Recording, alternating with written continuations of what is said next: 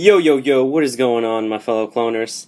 I come here to show you another mini-mock that I have built. Now, first off, before I go on into the mini-mock, I would like to say I am sorry I missed Saturday's upload.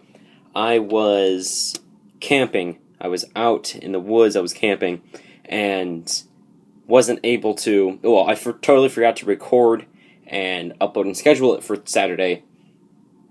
Why? I don't know. But I come forth to you to show you the Amethia Prime mini-mock.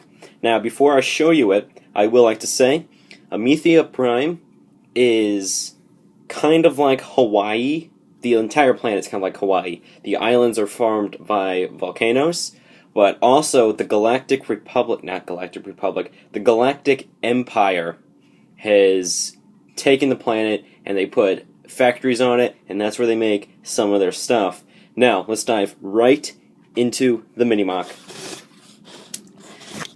So, if it would focus. As you saw in the intro, that there is purple studs. If I can get my hands to say so. Purple studs. Now, Amethia Prime has purple water. Or is it water? It's some sort of purple liquid. And if I wanted to make it look exactly like Amethia Prime, it would be trans purple. But I don't have trans purple studs, so I just have normal purple studs. So that's what I used. I still think it turned out wonderful. This, I believe, is 1,027 studs. But let's get right on into it. So here, since it's like Hawaii, is a mountainous island, islands that are risen up off the water because of the volcanoes. So I have this organic look here. It comes out and then it goes back in. And that's all just 3 brick high rock structure. The classic rock structure. All the way around. And encasing the liquid is the classic 1x2x3, 1x2x3 window panes, and then on the corners, those, because they would fly on out of that. So let's get right into here. So as you see, we have a small little communications base here, and it's not a base, it's like an outpost. I like doing outposts for mini-mocks, not bases. So we have a small little like communications outpost here, and you guys will see the inside, and we'll see the roof. And as you see, we have patches of patches of grass. Now I went with something a little different here, and instead of just covering it all in grass, kind of like what I did with my Cato Neimoidia mock. And if you guys have not seen my Cato Neimoidia mock, up here and down in the description. Anyway, I put patches. You see I have a small patch here. I kind of have this larger patch here. We have this stretch here. Got this leucomai pieces. And then we got a patch underneath the turret, which we'll look at in a second. But here, as you see, I have a half a brick indentation for the ray shields, because I don't like it being flush. I think it looks weird when it's flush. So I threw it on some jumper plates, also to get this angle just right for the jumper plates. Good focus. There we go. You see on the jumper plates, and you see little stormtrooper in there. Little button mechanism here where you push, and then the ray shields will deactivate and you're able to walk through, kind of like every other ray shield.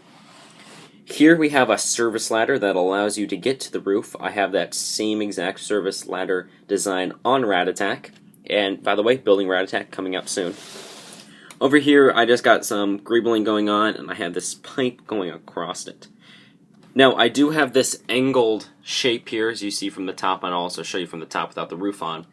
I wanted to go with something a little different, and not just a block, kind of like El Rude, but something like that. And of you guys that don't know what I meant by El Rude, it was a mini-mock that I built, and the outpost was straight. Also, El Rude over here and down in the description.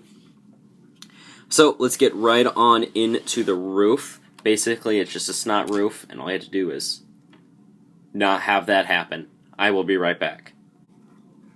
Okay, so I am back. So basically what happened is this jumper plate right here that holds the entire thing in place just decided it wants to be persistent and stick to the wall and bring it all up with it.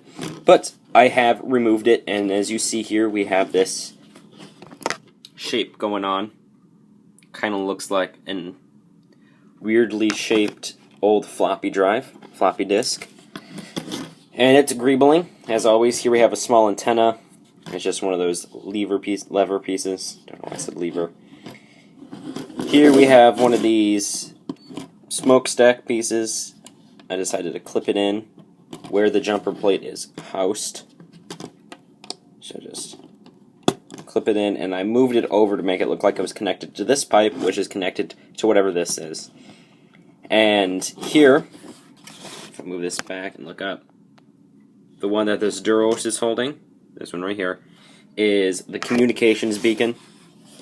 And basically what the Duros here is doing is he put down his gun, and he is trying to dismantle it so that the stormtroopers on this little communications center here can't get communications from all around the different islands and basically shut it down, form a weak point, and then have the stormtroopers come and then all the rebels be there and just full frontal assault. Is that a good plan? I don't know. You're going to have to ask the Duros and the rest of the rebellion. But I will put this right back on, and then you guys will see the inside. Now the inside here is very basic for an inside kind of communications base. As you do see, the ray shields do extend outward, well, inward, and I'm not a fan of that. I wish it would go flush, but you know, for me to get that small little feature here, so it's not flush, you're going to have to take some consequences. So basically right next to the ray shield we have this little scanner here from the old Mission to Mars sets. And it's basically just saying who was coming inward. That yellow thing right there is the turret. I just made that up now, but it would make sense because the turret is right there, and we'll look at that in a second. That would be right there. So that was actually worked out perfectly. Back here, you see we have a small gun rack and a few switches and some levers. Here we have this stormtrooper here talking to this hologram. Now this hologram table is probably one of the favorites that I have made. And if I could take it out without damaging it, there it is.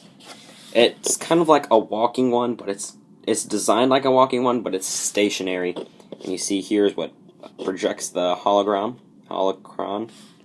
whatever you want to say. And we just got some 2x2 trans blue pieces, and then we have this Technic piece. I don't know what it's called because I don't do Technic. But, well, obviously here I did, but I'm not a fan of Technic.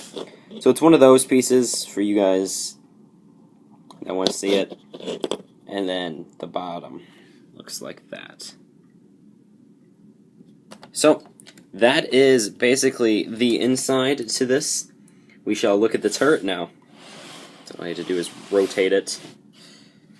And then here is the turret. We have a shadow trooper here.